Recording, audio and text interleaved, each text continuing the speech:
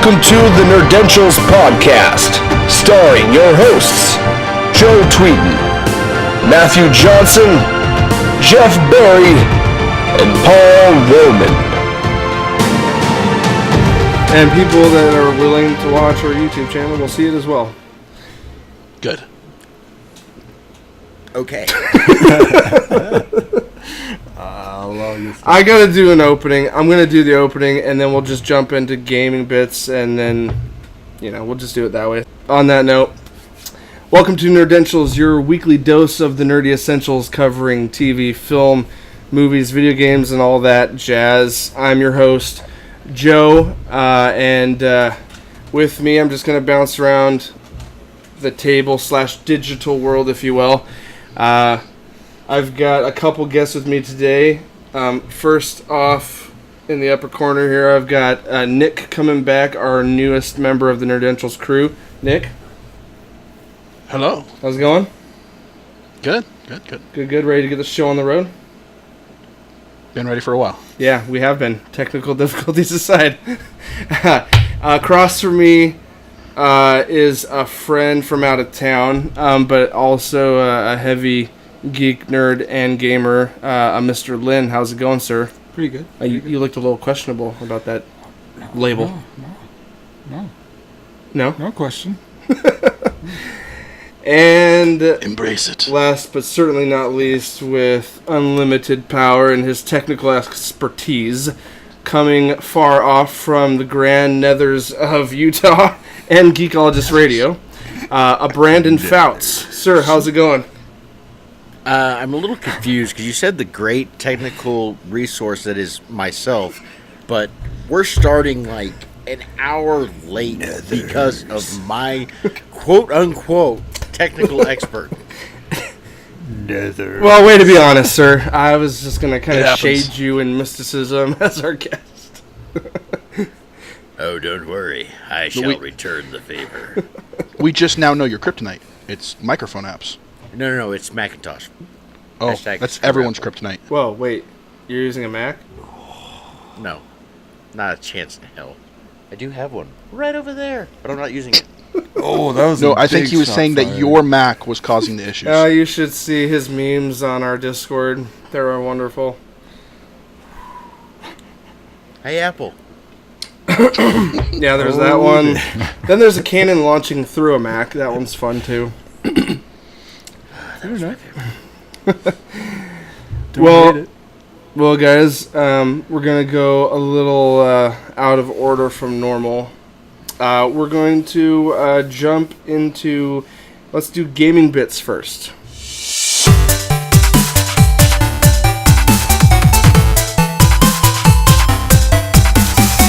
Alright, guys, this is our gaming bits for the week. We have a couple huge topics to cover that a lot of us are excited about. Destiny 2, its reveal stream and that sort of thing. So we're very excited about that. But first, a rebranding has occurred with a very newer, well-known streaming service, previously known as Beam, is launched recently as Mixer.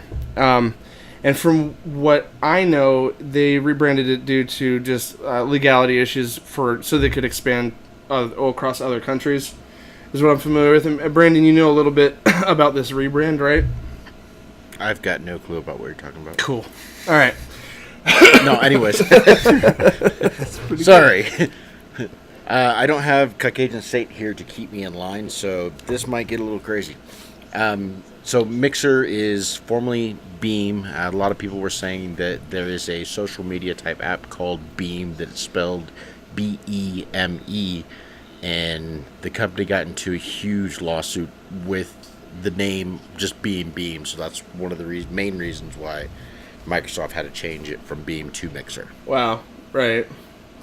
It makes sense. And at first, before I knew that, I was like, "Oh, you guys made a wrong move. Oh, that's horrible. Like, why did you change it?" Because, I mean, you're beaming your broadcast. I liked the idea of the name, but then once I heard the reasons and the issues behind it, I was like, "Oh, okay, I get it."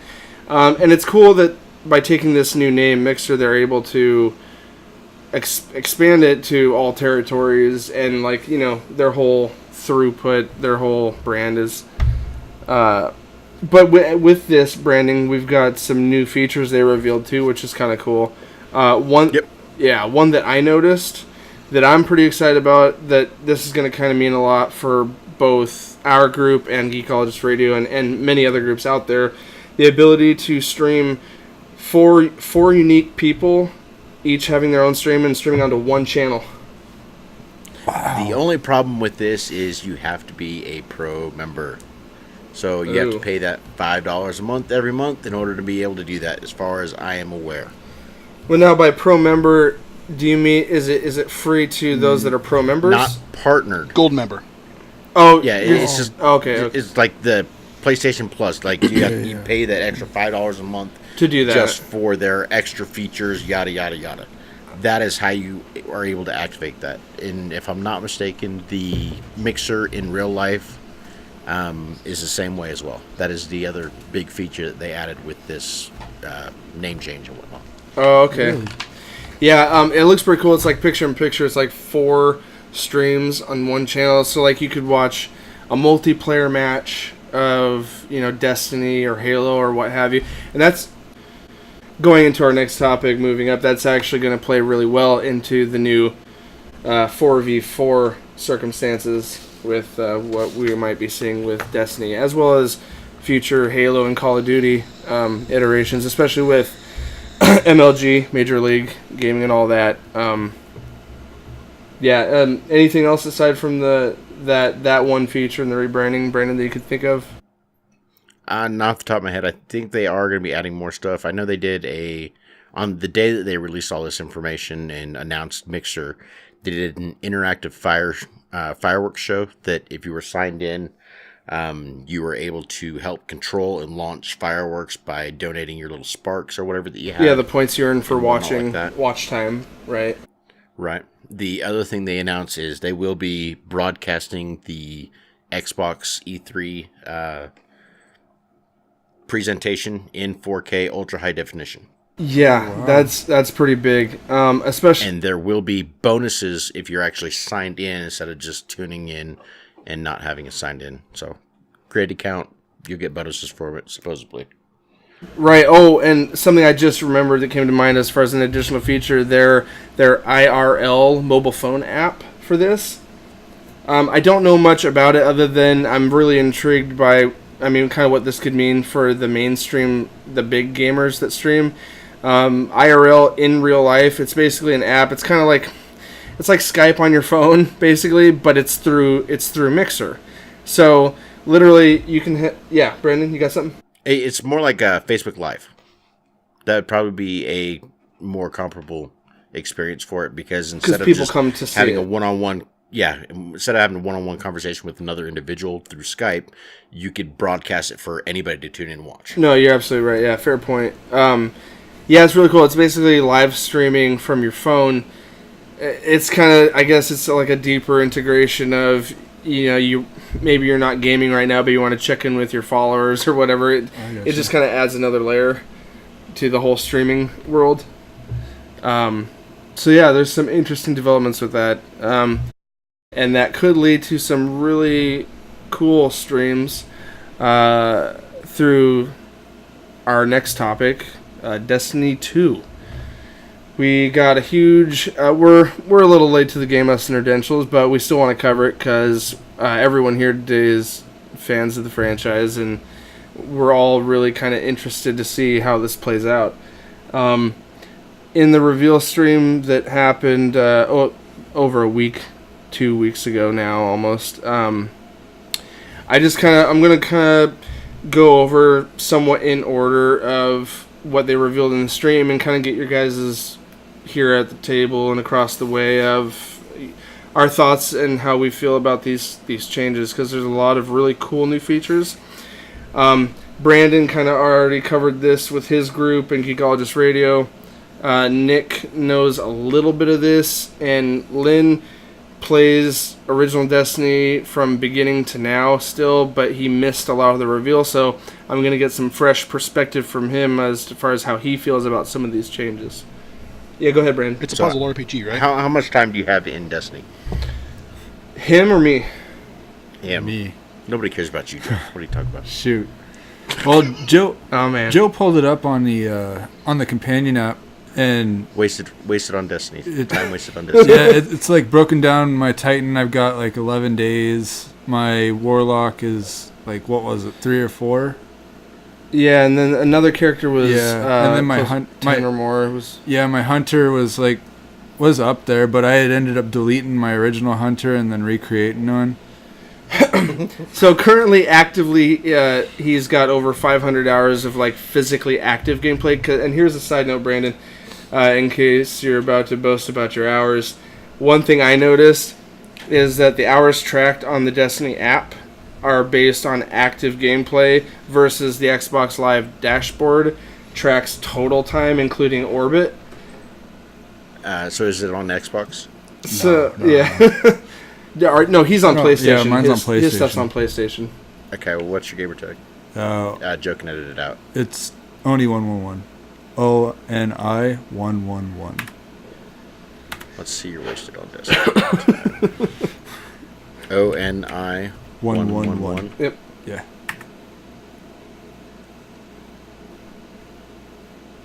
Okay, so shoot. that's weak. Okay, so you've got 121 hours deleted. Oh, snap. Deleted. You have 628 hours total. So that's orbit time and any other time you had it on. Your Titan has 265 hours. Your Warlock has 147 hours. Your Hunter has 93 hours. You have one deleted character at 117 hours. Oh. And another deleted character at 2 hours. And 2 more deleted characters at 0 hours. Yeah. Do you not like the way you created your Guardians? Come on, man. No, the open spot was for my kids. But yeah. Oh, okay. Gotcha. Okay. That being said, I don't know what your active gameplay is, Brandon, but I've seen the 3,000 plus hours on Xbox dashboard there. So my wasted on Destiny time, his was 600, mine's 1,900. My Warlock alone has 723 hours. My Hunter has 642 hours. I've got a deleted Titan that was 353 hours. Another Titan of 173 hours. A deleted Hunter of 75 hours. And a deleted Warlock with 0 hours. So not all Because your I too couldn't make up my effort. not all your choices were perfect. Yeah. There's that one character that's just cannon fodder. Yeah, exactly. That's basically all it was. Me and Sorry to derail the train. Oh no, you're fine. Me and Nick won't speak on that other than we've 14 hours, 3 minutes. Get good, kid. Get good. What's that, Nick? 14 hours, 3 minutes, and I'm already just shy of 400 light points. No, it's easy to do now. Back in the day, it was a pain in the ass. Yeah, it's easy. I'll get out to get to 400. Yeah, he said. Well, I never played it. I just recently started because they were hounding me about it. Well, yeah, we're all kind of jumping on the wagon here for this next one, but I've always been a PC gamer and didn't play much with my console. and now you have that opportunity. Way to bring it to the end of our notes. Sorry. No, but on that note, I'll push that up to the top of the list here. Yeah, exclusive PC release through the Blizzard Battle.net is what Activision and Bungie are doing with their PC release. It's going to have a slightly delayed release. They haven't confirmed a date yet. It will be after the consoles on September 8th. There is not a confirmed date yet, but PC gamers will be getting that finally. And on the plus side of that, you've got your Blizzard servers. They're not using Blizzard servers, they're using Activision's. Blizzard is just managing it. The servers, none of them are dedicated. It's kind of a hybrid between dedicated and peer-to-peer like what they had in Destiny 1. Supposedly, Activision is going to be hosting every bit of the gameplay, so there will be no more host migration if player A leaves the fire team and they're the party host, so that way you won't run to orbit and come right back down because somebody left it. So that is a good thing, but everybody was hoping for dedicated servers, and I think that was the biggest blowback to. Right. I misstepped when I spoke Blizzard because I already knew they did not have dedicated servers. But that was the missing detail. I didn't know what they were concentrating on to make things better with, and so that's a good point, and hopefully that falls through. Will this be cross-platform? Negative. Damn. It's unconfirmed as to whether or not you'll be able to, and I know you... It won't be. No. That's not what I meant. Transfer your data from account to account. They haven't denied that yet. What they are doing to prevent gameplay is all of your characters will basically be saved on Activision's super server. So that way there is no ability for PC users to go through and edit your save file and what like that to give you unlimited health or unlimited bullets and things like that. So, I mean, that is really good. And I'm fairly certain they're getting that from Blizzard's side of things, especially with games like, Overwatch and things like that. And especially with, StarCraft 2 and things, that they've had for a long time. They've had multiplayer and competitive multiplayer modes where they've had to watch for things like that. Okay. Right. Well, that sounds pretty good. Overall, anyway. Anyway, Nick, thanks for that segue. I'm going to bring it back up to the top of our outline. Sorry.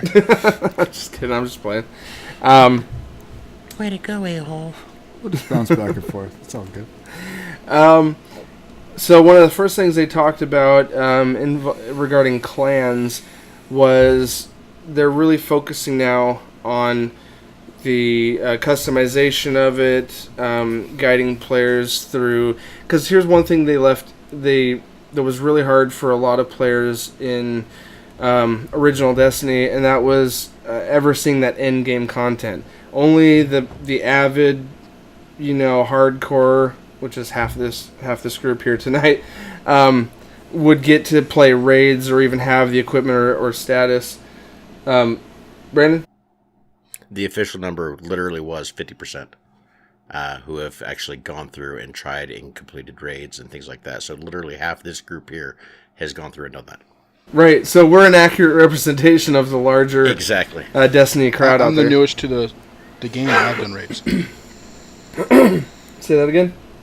I'm the newest to the game out of the table, and I've done raids. You also have a maxed out character. Which raids? Because one of them doesn't really count. It's more of a strike. Crota? Yep, that's a strike. That's not a raid. And well, it's classified as a raid. You can solo that start to finish. If you got a good enough hunter, you can walk right through it. Like, seriously. Oh, a warlock. Stealth your way through. Yeah, warlock. Yeah, you can do it with solo warlock. the entire thing. But then you're kind of limited to Sunsinger on the warlock, whereas I could go through with the hunter and do, Night Stalker or Blade Dancer and walk through it. Have you done it since they changed the mechanic round for the bridge? Where you're forced to, do the full setup of the 3 going across, and then, yeah, I've done it since. A warlock can solo that. Yeah, that's true. What you do is you just do the bridge jump across, wait for the knight to come through. It'll kill you. You self-res on the other side. Yeah. Do it all over again until you get 5 of them over there. Go kill all 5 of the knights all at once, then you're done. Yeah, that's fair enough. With the new 390, yeah, the warlock's the only one that can really do it at all. But the old version, if you want to, go for that flawless raider achievement, you could go for you could go solo with whatever, kinda. I mean, if you had a Titan with Twilight Garrison, you could almost do it with that too, if you knew, strategically all your moves. But on that note, guys, speaking to the other half that hasn't experienced that crap, one of the things Destiny 2 is bringing to the table to allow the other half of us that maybe don't have the time to get to that final stage stuff.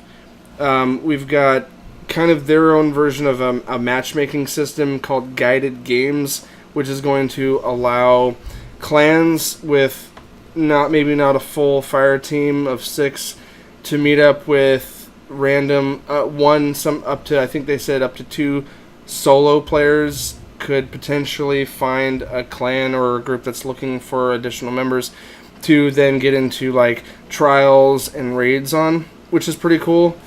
Kind of like an LFG? Yeah, kind of like for once, right? Building in. It's funny because it's going to put all the LFG sites pretty much out of the water. They're going to be completely pointless now. It'll make the little companion app, the LFG companion app for Destiny, just a waste. Yeah, it really is, actually. I mean, it sucks for them, but it's also something that Bungie should have had from day one. But it's one of those things on the wish list that they're finally putting in there. They just assumed everybody had friends. Come on. But, anyway, I mean, that being said, like, well, and, I mean, to their experience in history, Halo and matchmaking, that was kind of a semi-beautiful thing if you were just looking for someone to play.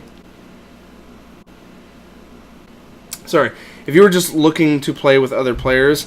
The difference between Halo and Destiny, though, is that this is a community that's built around fostering good times, and Halo had that in different respects, but there was nothing to really prevent you from getting shafted 90% of the time. See, or you know what I mean? With that pairing with Blizzard that they're doing now, they probably snagged that LFG thing from Blizzard's past mishaps, like with WoW. Instead of spamming public chat. No, they actually kind of started to put that into Destiny 1 when they started implemented the friend screen and all that with the clans. It showed your clan members that you're directly clanned up with through Bungie's website right there on that screen. So they've been thinking about implementing it for a while, and they actually started to, but they didn't want to do a complete system overhaul until Destiny 2. Yeah, they also put that community thing into the app, didn't they? Where you could search through that instead of communities on like PlayStation Network or through Right. So anyway, I think it's safe to say everyone here agrees that this is definitely a good thing for this feature in this game. Yeah. Yeah. Definitely. Moving forward, something they've changed up with other gameplay's settings is they've gone from your required full fire team to now cutting it down to 4v4. I think this leaves a lot of room for, and I think maybe Bungie might be, and Brandon, tell me if you agree with this, they're kind of maybe pushing for MLG in the future with this. Yeah, basically 4v4 is, for the most part, the unspoken standard for any Major League Gaming type events and things like that. All the other games have gone to it. Halo does it as well, so that's why they're pretty much going to this. Yeah, so that makes sense.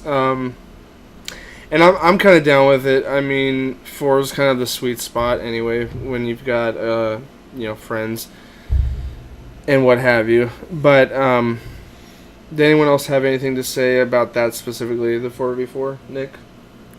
Brandon? Is the friends aspect of that a downloadable content I need to order? Yeah, but it's going to be a monthly charge, not just a one-time charge. Oh, I think I can accept that. I think the 4v4 it'll make it interesting for team composition. It won't be so much random as it was in the past. It'll be more, strategically built. It makes sense because in my limited experience with hopping on places like the Crucible, I would find, it'd be me, Nick, and Matt. Maybe we'd hop on for sure, and that's who we got, and then it'd find 3 more randoms, Yeah. Or 2 more randoms, whatever the fire team was for Crucible. So 4v4 is kind of nice. You got less randoms, and you're more I'm more likely to have 3 buddies to find, to hop onto these game types. I got you. Well, I'm talking more in general, like you're not getting 4 Bubble Titans. Or you're not getting, Oh, right. 4 Sun Singers or 4 Blade Dancers. Saturated classing. Yeah, it'll be more, I don't know. If you're getting 4 people or 3 people to balanced, join a team. Yeah. Which is the whole MLG Unless y'all thing. choose to do that. What's that, Nick? Unless y'all choose to do that. Yeah. Yeah, but then that's a whole nother thing. Yeah. Anyway, as far as like features within the Crucible, you've got I think it's in Crucible. Correct me if I'm wrong, but they've got revamped player indicators where you can kind of, there's an indication of whether or not someone has a super or if they've picked up power ammo, and that kind of, it's like they said in the presentation, the more information we can give the players, the better. Do you guys agree with that as from a competitive perspective? Oh, for sure. I mean, if I know somebody's got a super, then I'm not going to go near them because you never know what it is. The other thing is you've always been able to tell if they've had their super or not, even in Destiny 1. With Destiny 1, if you looked at their level number above their head as they're running by, if it's got a faint gold outline around the outside of it, that means they have their super. Yeah. Oh, okay. It was really subtle back then. I mean, I'm guessing there's much bigger indicators this time around. Now that's talking just teammates, correct? No, that's enemies. No. Oh, that's it's everyone. enemies That's too? everyone on the map. Okay. Well, I mean, currently, to see that enemies have it, you got to have an artifact to do that. Like, I could have swore you have to have that artifact that shows that an enemy has... If somebody kills you, it works if somebody kills you. Like, so say I shoot you, but I've got my super, you're dead, you'll see my body highlighted, and then above my name and whatnot, you'll see the little yellow box that highlights my super being active and ready. Oh, okay.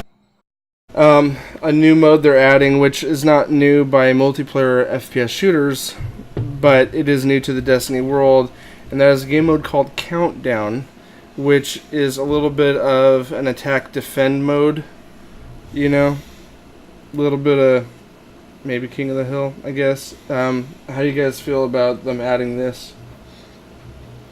Good, bad, fun, interested? Like Team King of the Hill? Solo King of the Hill? I basically will not have an opinion of it at all until I actually play it. Yeah. Fair enough. Its execution will determine whether we like it or not, right?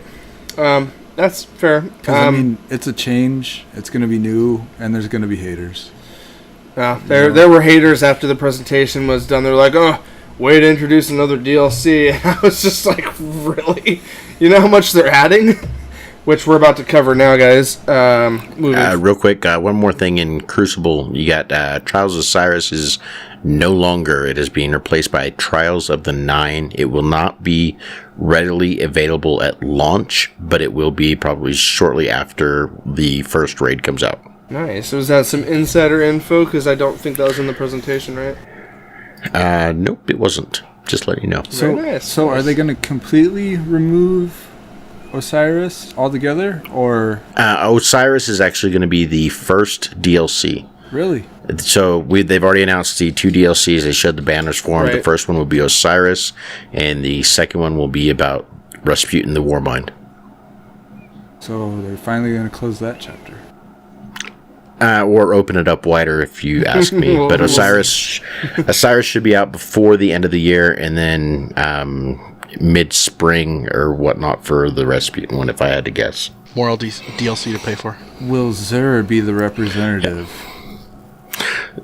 They've already stated that Zur will have a larger role in Destiny 2 than he did in Destiny 1. Ooh.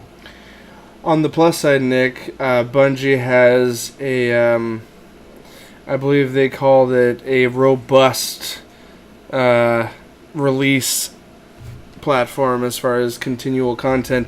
They're claiming they're going to keep up with the players as far as keeping us active with things to do, and that includes DLC. They should be able to do that no problem because they delayed Destiny 2 for a full year, so there should be no problem being ahead of schedule on content because they've had the last year to do it. Because technically Rise of Iron was supposed to be part of the last expansion, The Taken King. Right. And then they decided to drag everything out and make it last longer and postpone it for a whole year. So there's some crazy promise that we can hopefully be hopeful for. Moving forward as far as additional things, we've got 3 new supers. The Hunter's Arc Strider. Sorry, go ahead, Brandon. They are not new supers, they are reworked supers. Are they? So the Arc Strider is taking the place of Arc Blade. Dawn Blade is taking the place of Sunsinger, and Sentinel is taking the place of Defender Titan. Nice. Okay. If you didn't know, Dawn Blade is the Solar, and you will be losing self-res. There is no more self-res Warlock. I knew that part. There was a healing factor, though, wasn't there? Somewhere in there? It's basically going to work like Weapons of Light, and like a healing bubble is basically what it is. It's going to be a pool that places on the ground, and if you step in it, it can heal you, or it can give you bonus to your damage. Each of the three different Guardian classes will have something similar to that. Nice. On a side note, and maybe you can answer this now, since we're covering these classes and whatnot. Lynn, what were you concerned about them losing in the Warlocks? And maybe Brandon might know this answer. Oh no, it was more the Titan, but by the sounds of it, that's the way that it is. It's with the rework. Instead of having the bubble, it's going to be that portable shield. Oh, okay. That's the way that it sounds. Yep. There is no more bubble at all. What it is just like the Warlock's pool of whatever you want to call it that's on the ground. There will be a Weapons of Light and a Blessing of Light that goes on the ground in order to facilitate that instead. I gotcha. And that's actually because, like, currently there's, you got your melee, you have your grenade, and you have your super. Yeah. In Destiny 2, you're going to have a melee, a grenade, and a third ability. That third ability is going to be your pull that goes onto the ground that you can activate regardless, and that doesn't include your super. I noticed that they were talking about that, like your like the shoulder charge in Destiny 1. They were talking like an additional ticker for those sub abilities. And by the sounds of it, that's what you're talking about with the pool for the healing. And right. That'll be pretty interesting to see. So it'll almost be like the utility option. Right. That's exactly what it is.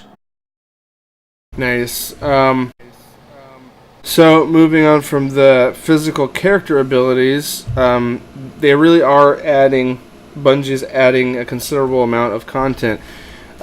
We've got 4 new areas. I wouldn't call them worlds. People were calling them worlds, and I thought, wait, no. And what they mean is areas because you've got Titan, Io, Nessus, and really it's Earth again, but because the tower is destroyed in the cinematics trailer that all of us have seen,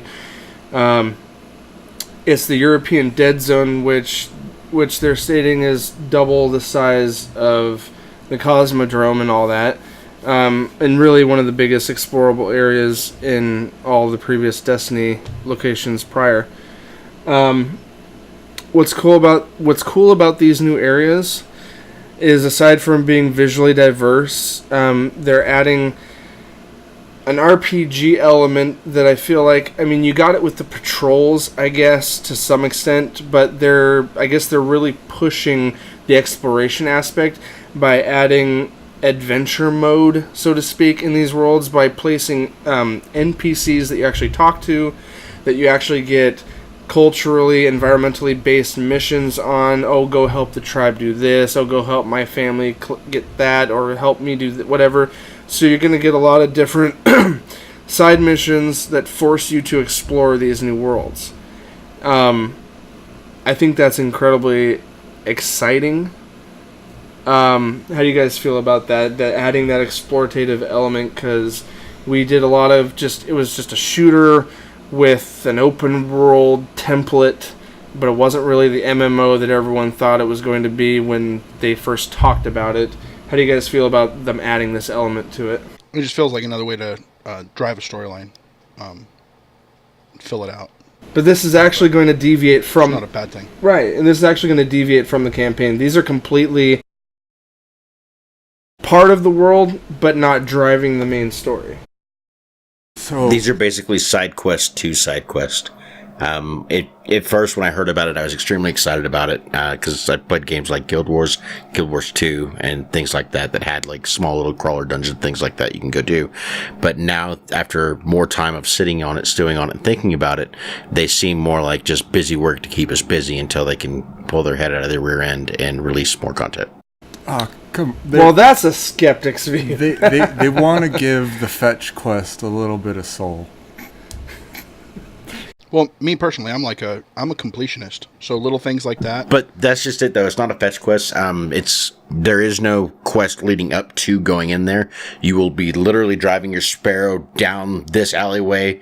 You'll see a symbol on the wall painted, and that's how you'll know that an entrance to this random dungeon will be nearby.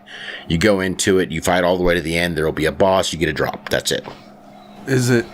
You know that for sure, huh? Mayhaps it. Yes. Mayhaps it be repeatable. Or reoccurring? Yes. It's not. You can go in there as many times as you want. You can farm for loot, as far as I know. So if you it's literally just a time kill. So if you leave the area and you come back, the patrol beacon may be there. It's not going to be a patrol beacon. No, I know. But if you go to orbit now and you come back, the patrol beacon for the kill the high value target might be there. What? Be a little more straightforward. What are you saying, Lynn? No, what I'm saying is right now, okay, so when you leave the area, like say you spawn into the Cosmodrome, there's a chance that there may be a patrol beacon for a high value target. Sometimes there's... No, I thought we were talking about the explorable dungeons. No, that's what I'm leading into. Is when you go in, there's a chance that beacon's there. And sometimes when you go in, that beacon's not there. But you go off to, say, the rocket yard, and that beacon is there. And then you grab it, you go over, kill that high-value target, you come back.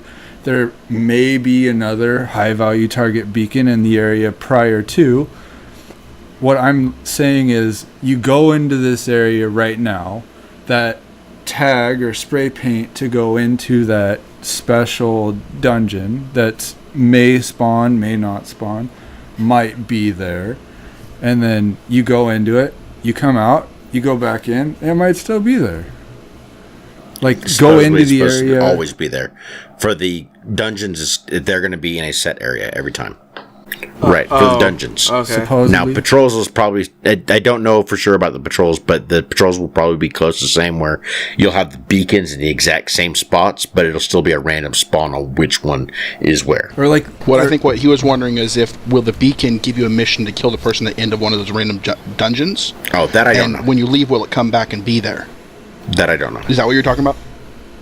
Yeah, for the most part, that's pretty much it right there. But the thing that I'm kind of getting at is, like, you're saying that there will be random people in the area that you can gather quests from.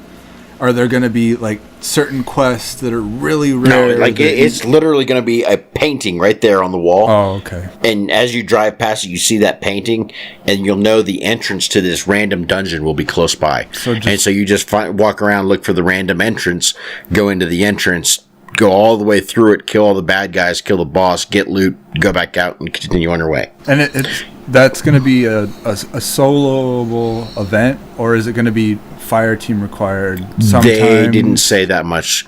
They said, like, if you're in a strike or something, and, like, currently if you do a strike on Earth or something like that, and on the goal, you can kind of explore a little bit.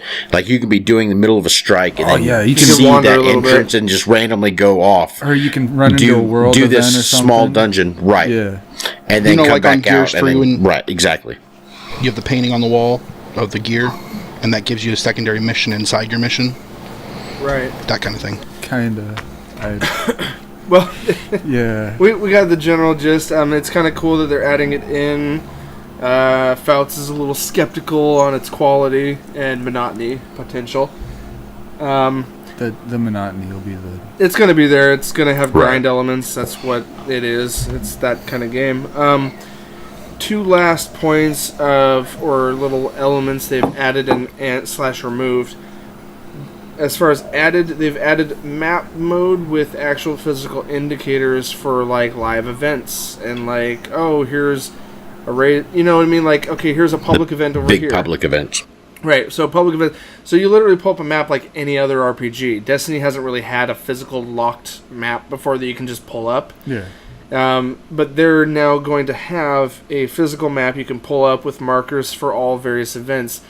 And on a side note, to add one last note to add to that, they're getting rid of orbit mode entirely, allowing, cutting down. They're going to load it a different way, or this gen is just going to be able to load faster anyway. I hope to God. Freaking dude, like last night I was trying to load up the game, and it's been loading fast lately, but last night me and Nick were hopping on. We were having difficulties trying to stay in a fire team together. It kept kicking us out. I don't know what was going on. But when I actually looked at it, they were having server issues. I thought so, but like when we loaded up the game, I sat there for a good 5 minutes for the title screen. Another couple minutes. Oh, now I can pick my class or my character to actually load into the game. It was so slow. So I'm sure with this gen, load times will be better, I hope. And with them getting rid of orbit mode, I hope that's a good indication it's going to be fast loading. And it's also just another... it's just cutting out just a step of fast travel, too, because now you're going to be able to drop from one planet to the next or from one drop zone in a single map to another drop zone on that same map, rather than... So will that actually give us fast travel? That's for places that have landing zones. It's not fast travel in the sense of like Legend of Zelda Breath of the Wild. You can't create, fast zones. It's not like Skyrim travel points. It's locked drop zones from what I understand, right, Brandon? As far as I know, yeah. That's all we know for now as far as fast travel is concerned. Is if it's a large map like the European Dead Zone, there's probably going to be a handful of drop zones for your ship. And cutting out the orbit mode entirely just means it's going to load straight to that point rather than taking that extra step of going up here, now pick a destination. It's going to be pick a destination, go. So I don't know how fast the loading is going to be, but we're skipping. So anyway, so we've got map indicators for events, and they're killing out the orbit mode. What do you guys feel about those things overall? The ship. What happens to my ship? That's a good question, actually. It looks pretty, but that's about it. Yeah, well, looks pretty, but you don't get to look at it as much. Yeah, when are you going to see it? I mean, the only time no, you are going to see it. The loading screens are not going away. You are still going to be flying down from planet to planet, but there will be no more going from Earth, orbit, moon, location. Orbit, Earth. Right. You go straight from Earth. You go from Earth straight to Io, or straight to Titan. And you'll still see the physical ship flying to it. You just will skip the orbit mode. So the orbit's not going to be the central location that you start from? You actually just pull up your Ghost, go to your map, and then hit your right bumper, and it'll bring up the entire director that'll show all the planets and everything else as well. I'm down with this. My question is when they're going to start space battles. I wouldn't expect it anytime soon. And if they do, there's zero details on that. Anyway, right now. That'd be awesome. They just introduced, on a side note, they did just introduce, it's not new. It's new as in the last year. They put actual Gundam-style wings in Warframe. Have you seen that, Brandon? A little bit of the space flight missions? Yet.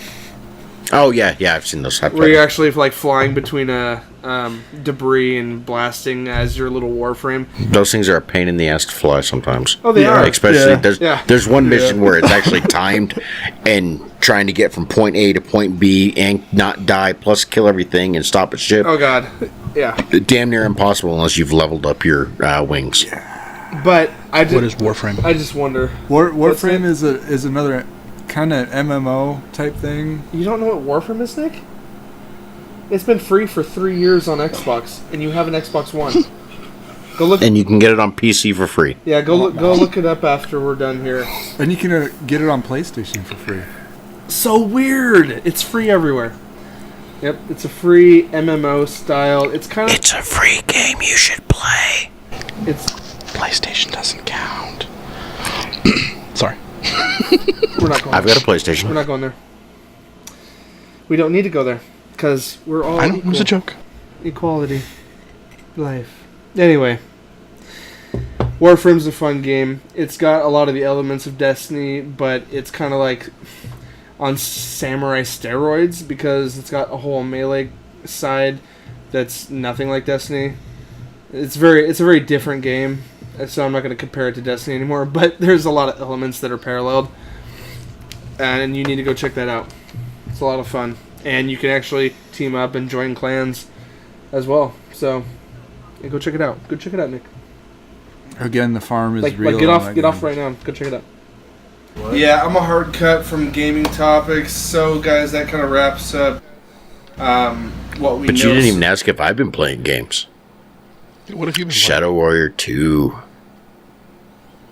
Have you ever heard of Shadow Warrior? Yes, through the Discord, and you're asking of us to grab a copy because it looked awesome. Dude, the game is fantastic. Play it. Do it. You're a ninja with a chainsaw and you go and cut everybody to pieces.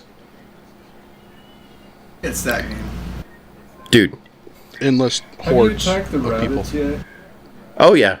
No. I played the original DOS game from 97. Oh, there you go. So I've been playing this game since I was a kid. Before Joe was even born. I gotta say, though, Phantom Dust. I haven't played it. Re-release is really good.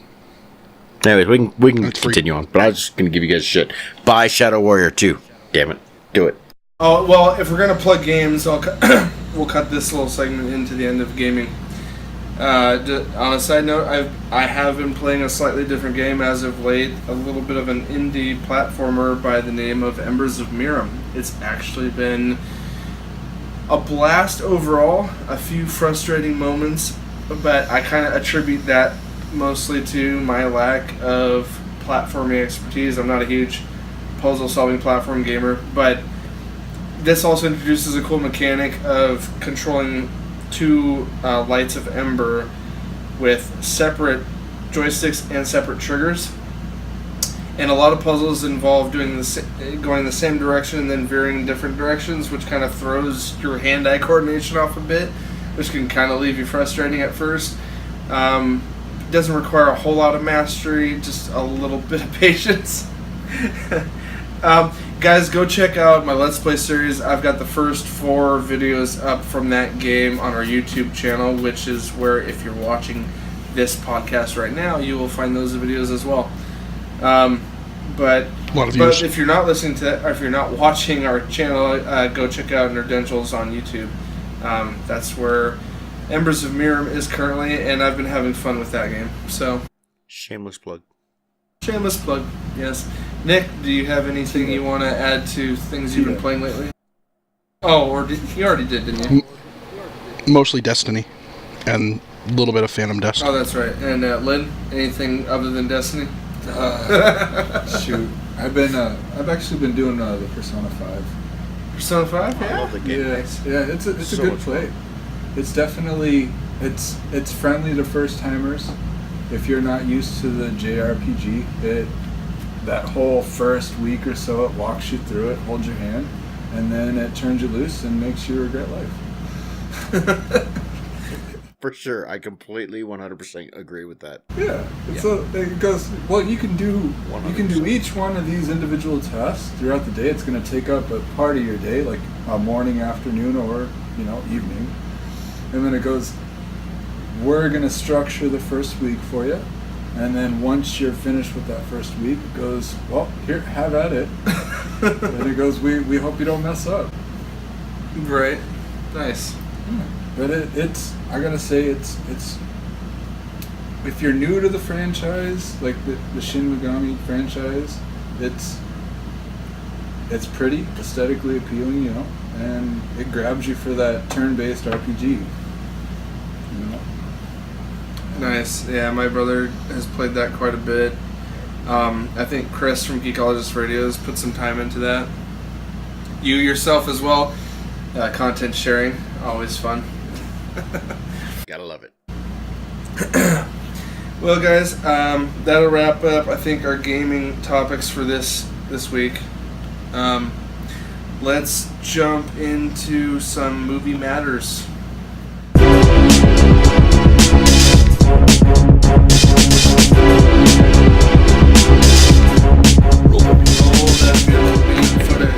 So, guys, we don't have a lot of news relating to movies this week. I mean, there's a lot coming out and a lot that is currently out. So we just wanted to briefly touch on one tidbit of comic book-based news that a couple of us are pretty excited over. The Venom movie release has been announced, as well as the lead casting role of Tom Hardy being thrown into the Eddie Brock Venom character. So, and it's looking at an October 5th of 2018, next fall, so that's when we can expect that. And the only little bit of info I know in this is that Zombieland's Ruben Fleischer is directing it, and Nick, I know you have a few more details on this if you want to make any points on it. Yeah, the whole idea behind having Tom Hardy be Venom is going to be awesome. Just the way he brings to roles is always fulfilling. The director is an awesome part. The producers of the show and the writers they're bringing a lot of weight to it. They're people that have been in the comic book movie industry for quite a while. Avi Arad, Matt Tolmach, Amy Pascal. They've all done movies like Iron Man, Spider-Man, X-Men, Ghostbusters. They're all producing this. The writers include like Jeff Pinkner and Scott Rosenberg. Pinkner did Spider-Man 2, Fringe, Alias, and Scott Rosenberg is a little bit older on the movies, did stuff more like Con Air and Gone in 60 Seconds. So big on the action-packed movies and stuff like that. So, and everyone liked the stories in most of those movies. Right, so the content should be expected to be strong at least. Yeah.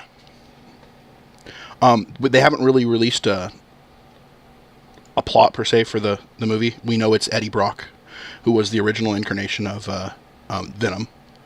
They haven't said if it's going to be more towards the symbiote that's alien based or the symbiote that's created by the government through technology. Because you have your different worlds. You have the Ultimate and then the original. But they have confirmed that this is going to be part of the Sony MCU. So everything from Spider-Man Homecoming, this is directly connected.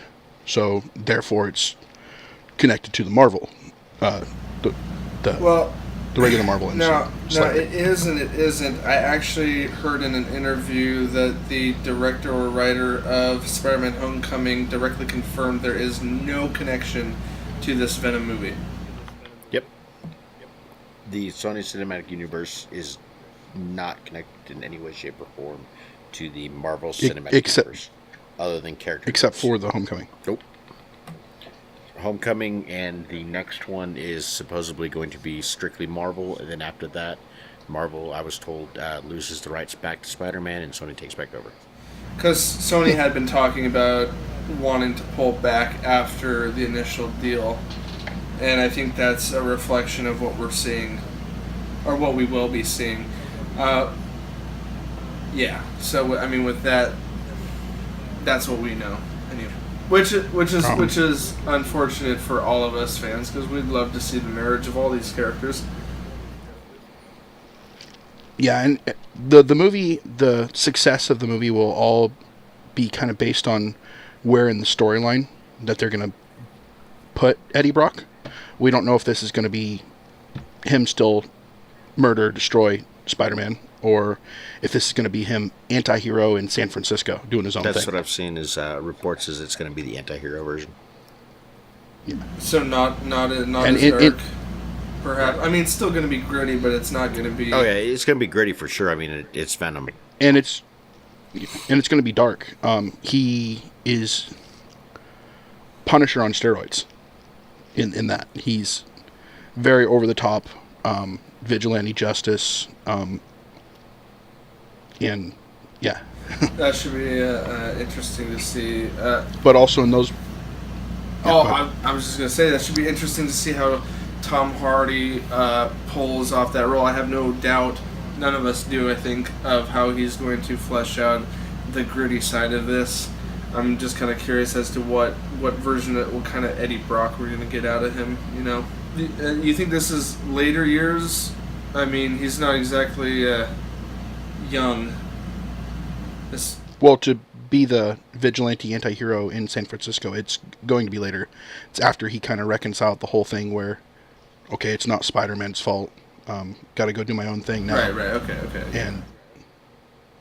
And that's in those comic books too. That's actually where you start seeing people like Toxin, Scream, Venom, more different the various symbiotes, incarnations of Venom. Yeah. So I don't know if they're going to have multiple symbiotes in this movie, which would be kind of cool. I think, because who doesn't want to see Carnage on the big screen? Yeah. That would be sick. I don't know where they're going to go with that. Yeah, I mean, as far as being an introductory movie for the character Venom, and yeah, I'm just anticipating. I'm waiting in anticipation to see what they do, I guess. Well, you're talking that you'd like to see the marriage of the characters. Maybe it's the introduction of all of the others that you might be looking for the marriage. So, real quick on his character and how he's going to be portrayed. This report that I just seen, it says, in his most famous comic book incarnation, Brock is largely motivated by his hatred for Spider-Man. He picks up the discarded black Spidey suit, which, unbeknownst to him, is an alien symbiote that bonds with the user, out of a sense of mean-minded injustice because the wall crawler is responsible for exposing his yellow journalism, which has ultimately led to Brock's sacking of the Daily Globe and a divorce from his wife. It is only later that the character morphs into the anti-hero mode, moving to San Francisco and helping a community of homeless people in the Venom Lethal Protector storyline. That is what they're saying that this is going to be. Nice. Yeah, Lethal Protector didn't happen until San Francisco, which is good. Think Spawn mixed with Punisher. Right. Cool. All right. That's kind of all we had for movie matters at the moment. Brandon? Also, John Wick 3 is officially go, and they're already halfway done writing the script and shooting for a 2019 release. Sweet. Early 2019, end of 2018. Nice. Who here is at least caught up on the movie franchise? Brandon, I'm sure. You guys have talked about it already. I've heard. Oh, yes. I do listen to your guys' podcast. Nick, we have Nick a listener. Lynn, you guys, yeah, you do. They like us. I saw the first they one. Really Haven't seen the second one yet. us. Have you checked them out, Nick? I saw the first one. Really loved it. Kind of good to see Keanu Reeves as a badass again, without the whole surfer Honestly, persona. he does this role extremely well. He prepared for months and months and months for this role. It's basically what he lives for right now, is this role in general. Yeah, it's honestly my favorite role that he's ever done. No, I'm going to disagree with that. The other movie that he's got coming out is going to be my favorite, and that's Bill and Ted's Adventure 3. Oh yeah, Because the third one is coming. Oh God, The third movie is coming. Damn you revivals! Excellent. Oh man. No, absolutely fine, man. Any additional side notes, guys, for movies this week? Nothing. You guys brought up the Grinch. Grinch? Yeah, the new one's coming with Benedict Cumberbatch. What, Lynn? Tell us. What was this about? Really? Yeah. What? Come on.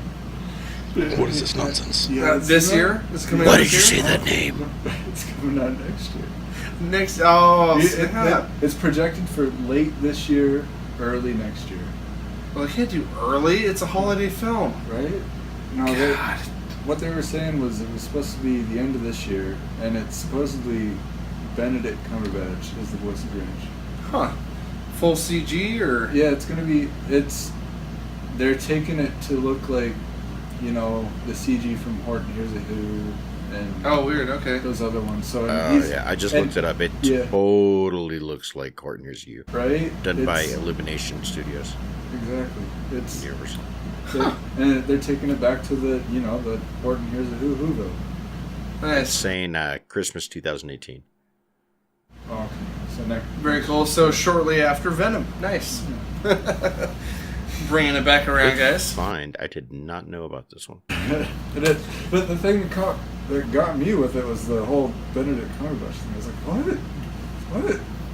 Hey, he It's takes Grinch? some All right. interesting roles, and especially with voice acting. He's going to be the new Samuel L. Jackson in everything. Well, if Tom Hardy keeps up, he's going to be like that too. Because, I mean, he's got the new Mad Max coming out. He's in that show. Yeah, he's in Taboo, which is going to be in season 2 as well. Venom. He might replace. He was in that chick flick action thing with Chris Pine. Sorry, I don't watch chick flicks. They were CIA agents fighting over the same girl. Sure. You know what? That's okay. We'll do a mini-sode on rom-coms, Nicholas. No, thank you. Oh, okay then. Well, you just slammed down your own knowledge. I'm just messing with you. Denied. Exactly. And on that note, Foutz, let's move into TV talk.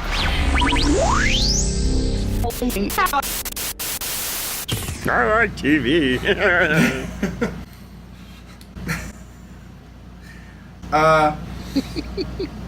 So guys, in TV talk, there's a couple things I want to cover that I'm excited about.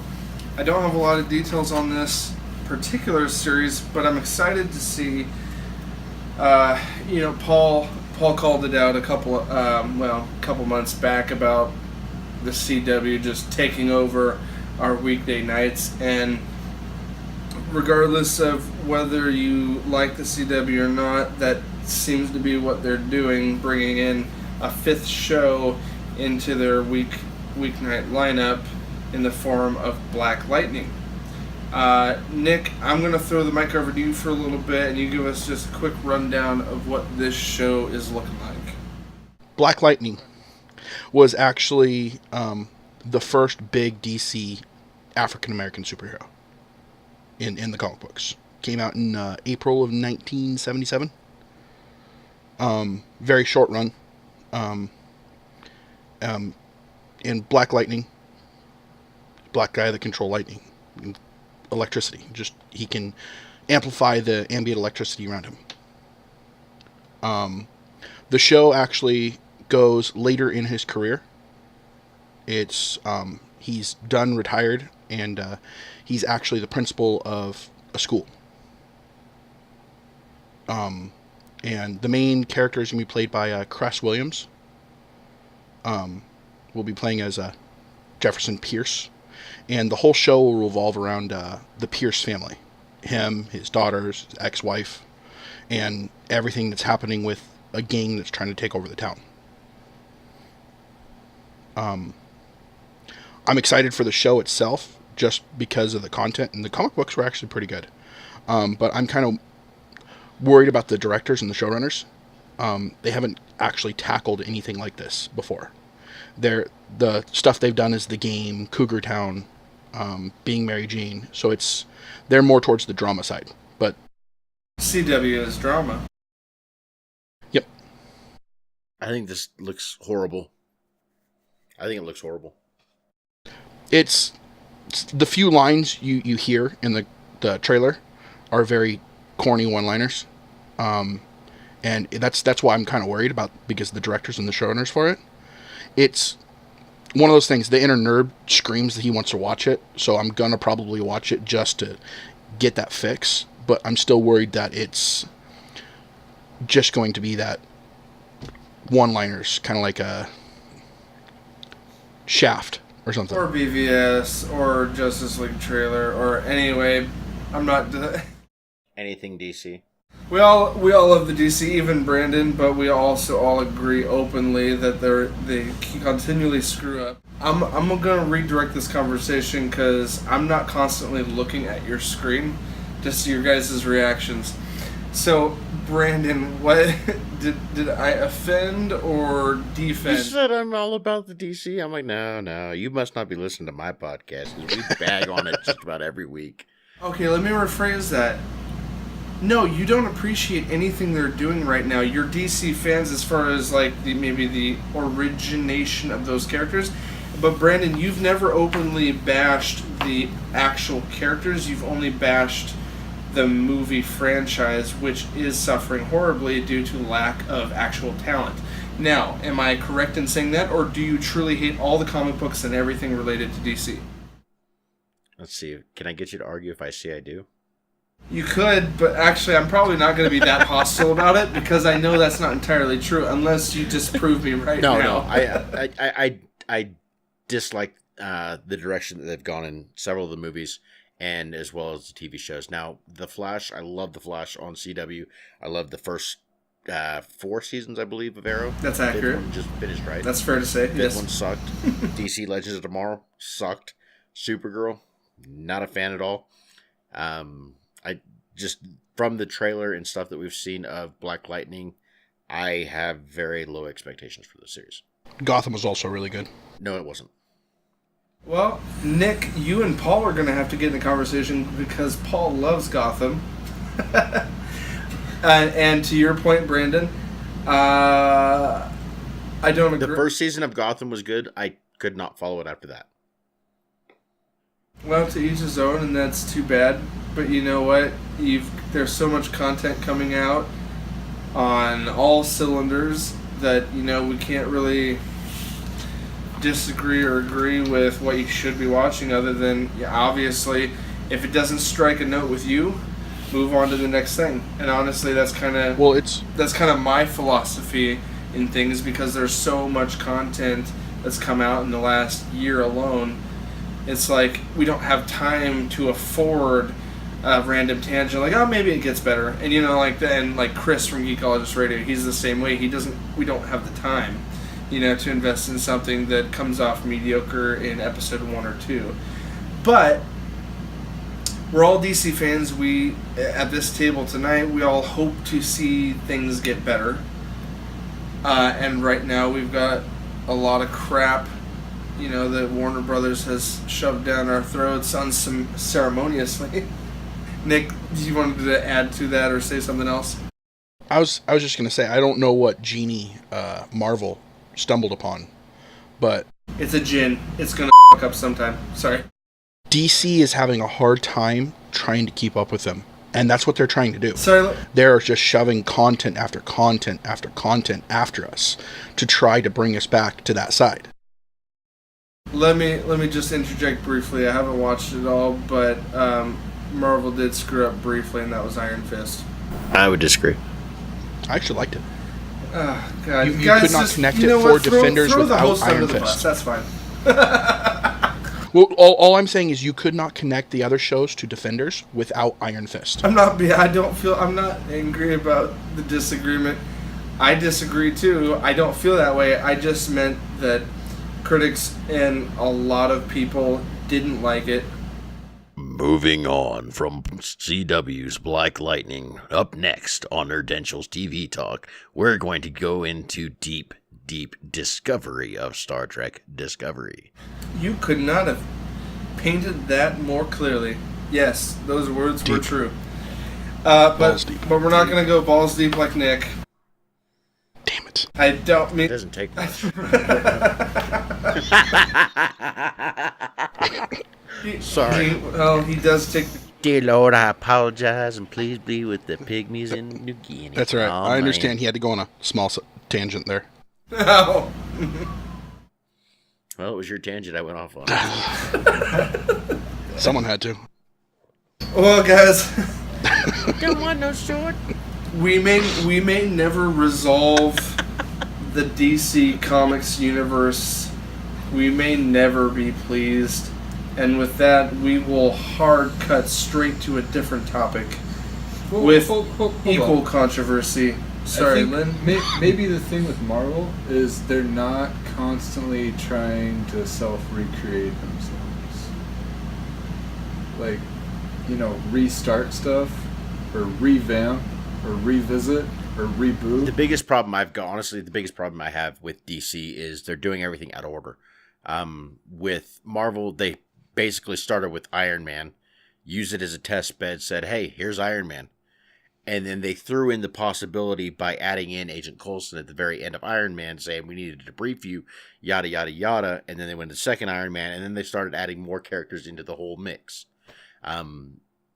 Now, some of them have been slightly out of order timeline-wise, but they've done it so that it's not having the entire get-together Justice League, and then going back and redoing Aquaman afterwards to try and introduce Aquaman as a prequel, and then Flash, and then everything else. Yeah, that's where the biggest problem I have. I mean, my only hope on this, just to close the topic, my only hope is that we've been hearing really good things about Wonder Woman, which inherently is a prequel to the Justice League film. It's a prequel to Batman v Superman, and nothing. It's almost about like Captain America First Soldier, or whatever it is, the very first one.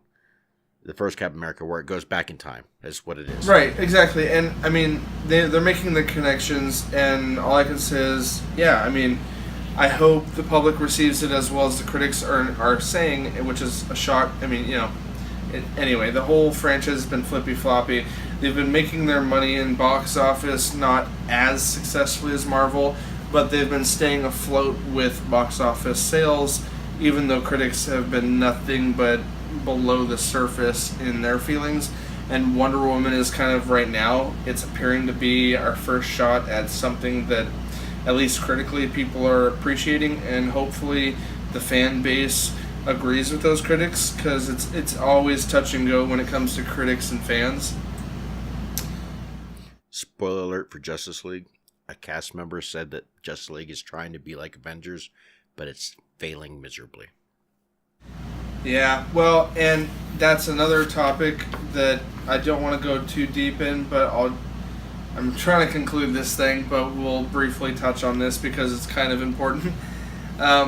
There's not much they can do to the mainframe of Justice League, at least from what we've heard in quotes and articles in regards to Joss Whedon currently taking on the baton for additional scenes that might get filmed for Justice League, because Zack Snyder had to step back due to a very sad, very unfortunate set of circumstances that was left widely private and not in the public eye, of his 20-year-old daughter having committed suicide back in March.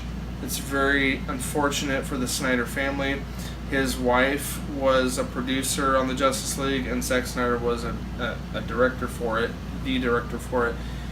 I appreciate the fact that he is willing to step down from that, from his role in Hollywood, and and actually take care of his family. They've got 7 kids, not all his. I mean, he's in a second marriage, and he's been taking care of, so he's got stepkids and his own kids, but he's got his immediate family that currently needs him.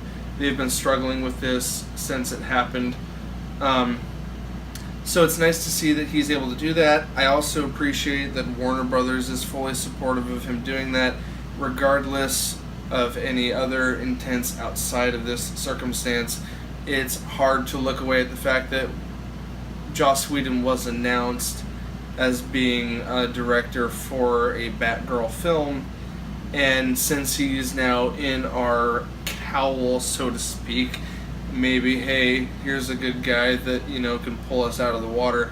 I don't know how much he's going to pull the Justice League out of the water, in that, because based on what I heard and what I've read in articles, is that he's not going to screw around with much of what's been filmed, because everything has been filmed up to this point. But he is going to add some additional scenes. Maybe that's Warner Brothers' grasp at trying to pull out whatever has been negatively viewed towards its current production. Brandon? It has also been stated that even though he is taking over now, he has been a part of the film for the last several months, helping out with the current transition and everything. Oh, okay. Supposedly, with the amount of time that it took for Zach stepped down from the position was mostly because of contract, not because he didn't want to just instantly leave. But Zach and Josh has been working together to assist him with the transition, so that way they can both share the vision and see where it goes for the future. Right. So there's a silver lining in this as far as fans of the franchise are concerned. So I guess we just, keep our arms folded, fingers crossed, kind of, as far as the Justice League is concerned up to this point. But we do appear to have high hopes for Wonder Woman, at least, from what we've heard. Give it a shot. Time will tell. We will. Time will tell. If you guys are cool, we'll move on to...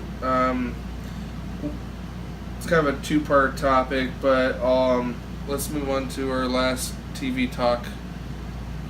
So for Star Trek Discovery, give us the lowdown of the series, when it's coming to us, and kind of what direction it's going in. Star Trek Discovery will be a show on CBS that is going to be covering the explorations of the ship, the USS Discovery, which happens 10 years before the 5-year adventure of Captain James T. Kirk. It will star, I don't know how to pronounce her name, it's Sonequa Martin Green. She was Sasha from The Walking Dead. Right, and this is kind of speculative or known as to why she left Walking Dead, because she was going to go do this. At least that's what you told me. She was given a big part. She is the lead. This will be the first Star Trek movie that the lead is not the captain. She's actually the first officer, number 1. In the trailer for it, don't they flat out say that it's time to give you your own ship? She talks to her about it, but from seeing that there's the 2 different ships, the original captain was from the Shinzo, telling her that she needs to get her own command. And then we're guessing she goes to the Discovery, who the captain of that is none other than Jason Isaacs. The director, the person who started the whole show, Brian Fuller, he's one that's directed Voyager, Deep Space Nine, some of the biggest of the Star Trek series, actually, for our generation, has said that this is going to cover a topic that has been brought up in a lot of the Star Trek universe, but hasn't been expounded upon, hasn't been actually told what actually happened. Well, now, and did you already state this detail, but in regards to, and this is a huge thing for Star Trek fans, like the hardcore of Trekkies, in regards to continuity, did you clarify yes. Where this series is in relation to the current movies? This one is in the Prime universe.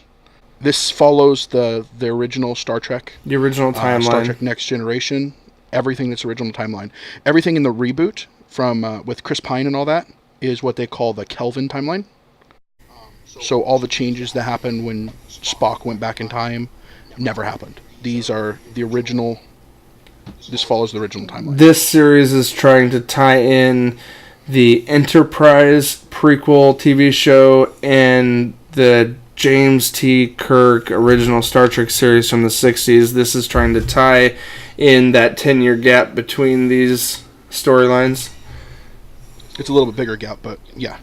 I know there's a 100-year plus gap there, but what I mean is it's taking place in that continuity.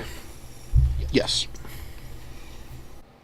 This is supposed to be released this fall.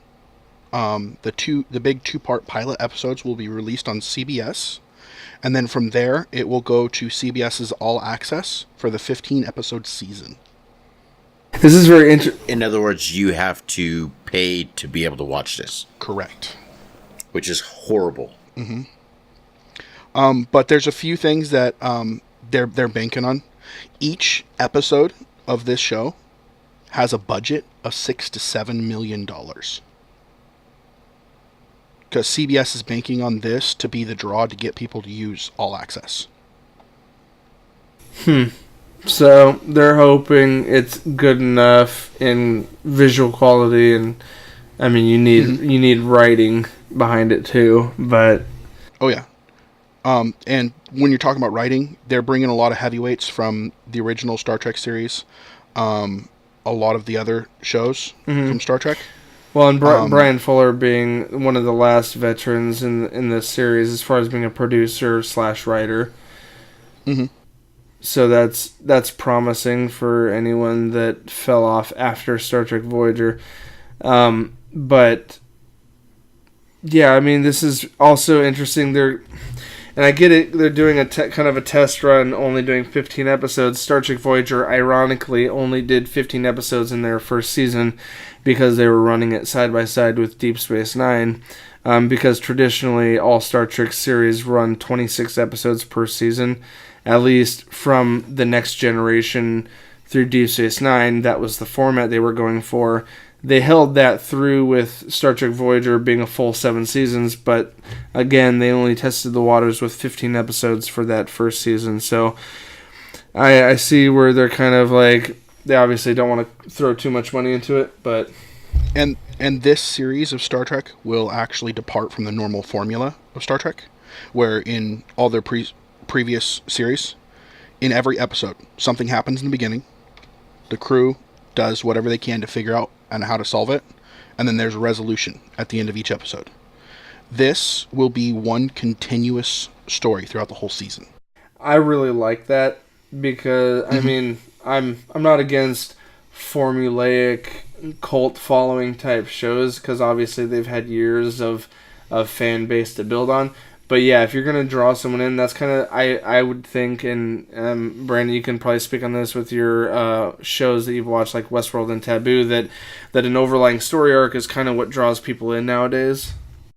Yeah, this is going to be able to do something that none of the other ones have done. It's going to be able to build suspense. What happens next? What's going to go on here? What happened with this character? So I think this will be better for the 15 episodes rather than 26 anyways. That way the one story doesn't get drawn out too far. Now, if it was going to be the 26, it would not work at all. You'd have to break filler, it up into 2 or 3 different story arcs. Filler episodes.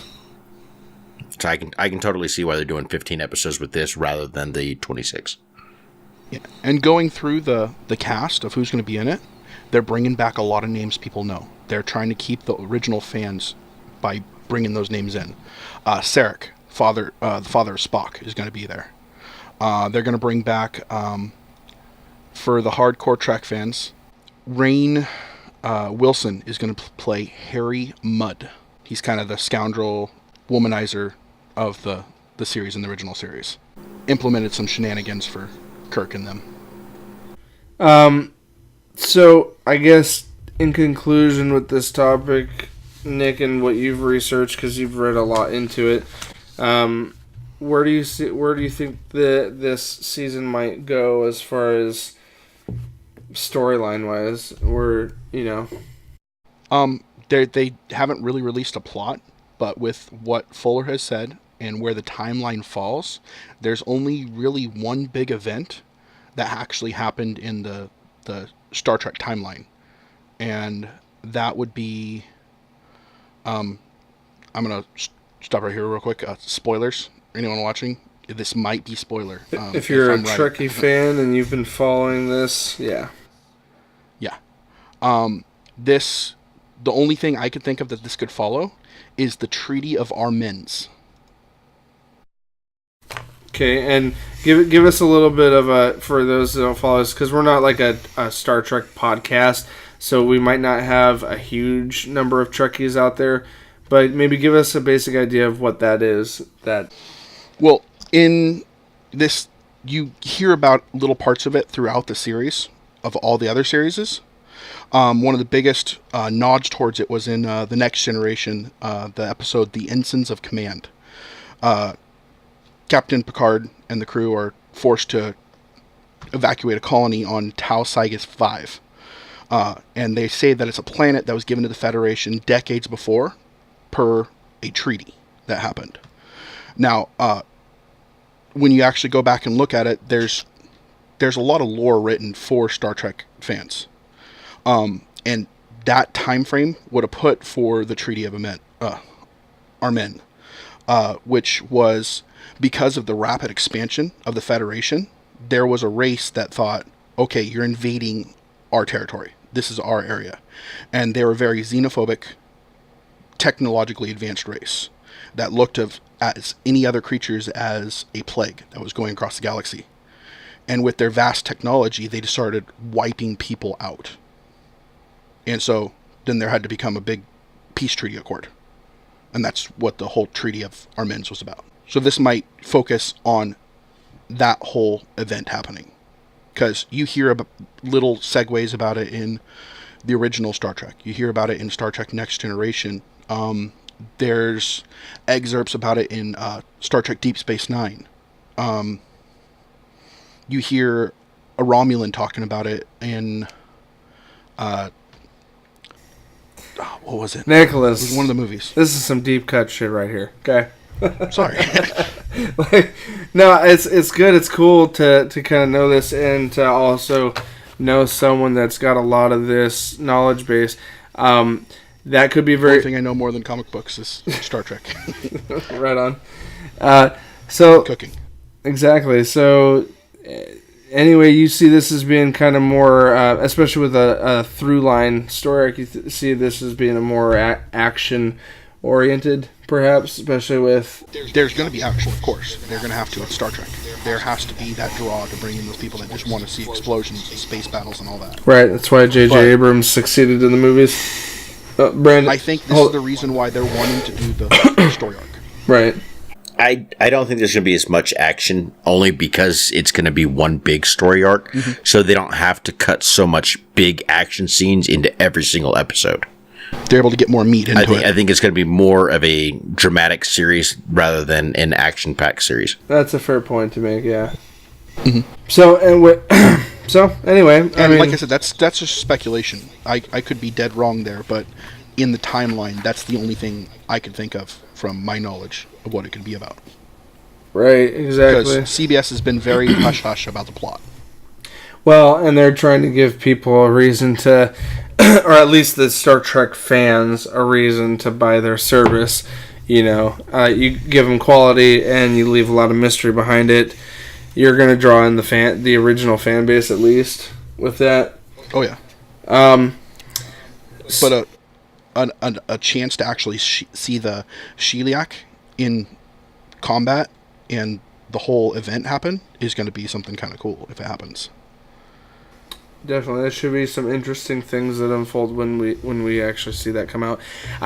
Something that Brandon and his group talked a little bit about, and we'll conclude with this little side mention. It's another show that I'm kind of interested in checking out. Not kind of. I'm a huge Seth MacFarlane fan as far as his comedy goes.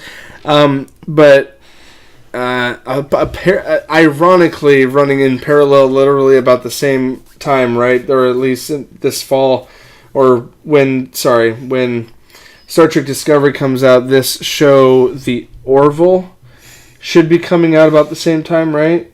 This Star Trek parody, originally cited as a Galaxy Quest potential spin-off that never took flight, especially due to the sad leaving of Alec Rickman. Brandon?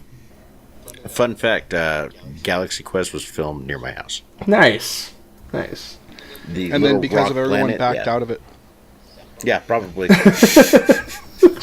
Foutz guy, he's too awesome.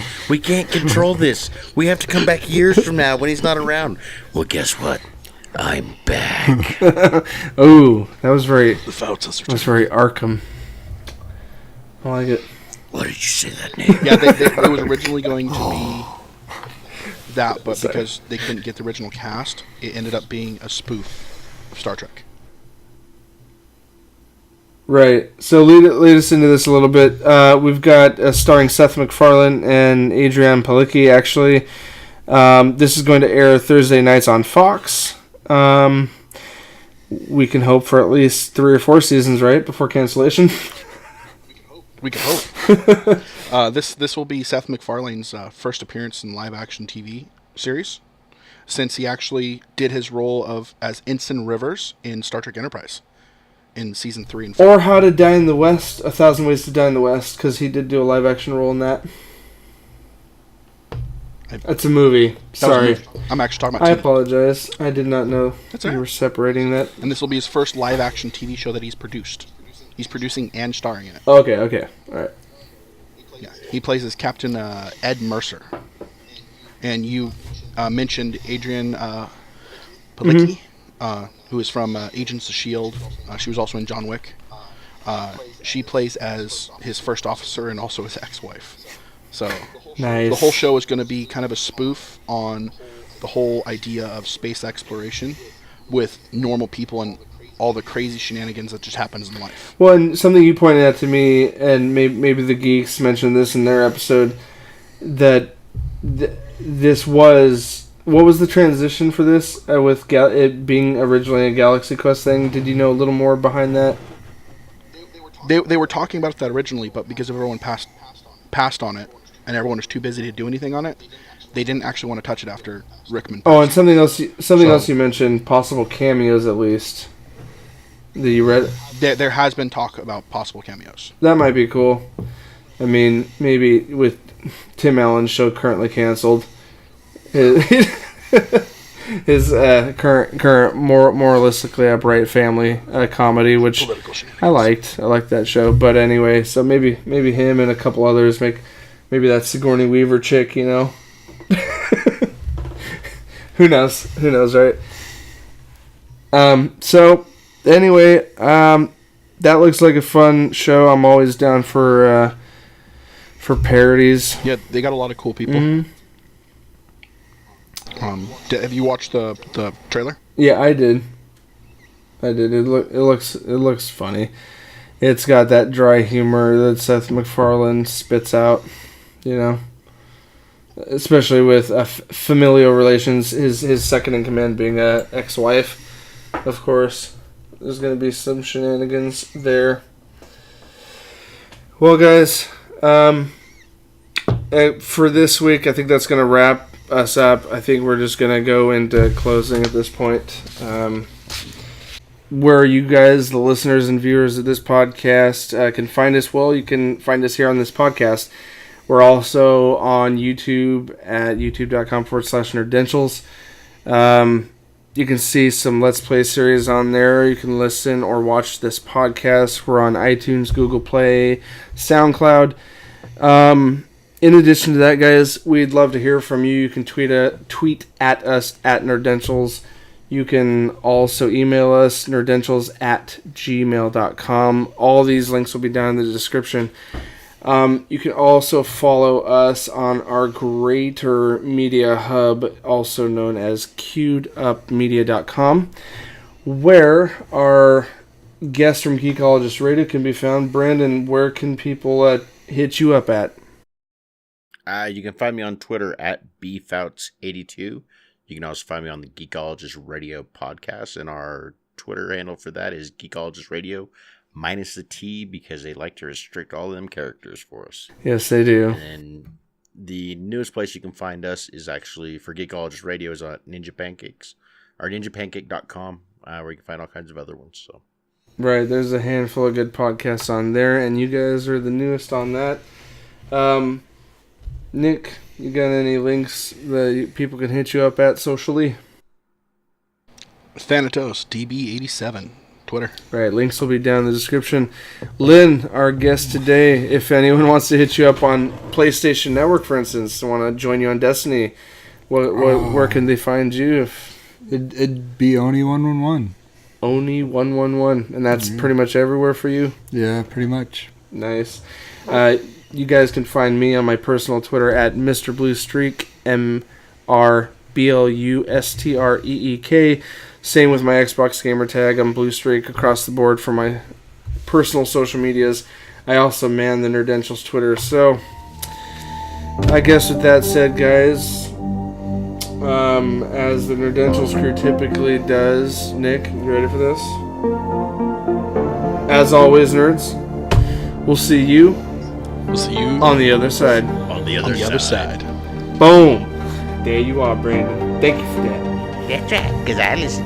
I'm a listener. Oh, snap, he's a listener. Can I have y'all autograph? I just love that digital podcast.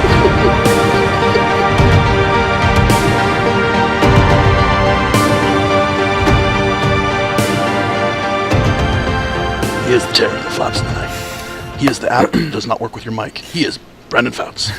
Oh, sorry. So I'm just gonna. What are you doing? Listen to me. I shall do this podcast blindfolded, and you will never know. I am really speaking Chinese. Some asshole just dubbed over me. Fuck you, Joe.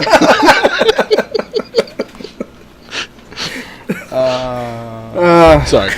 That was a good bit. Thank you. That's gonna make the extra credit. Yeah, well.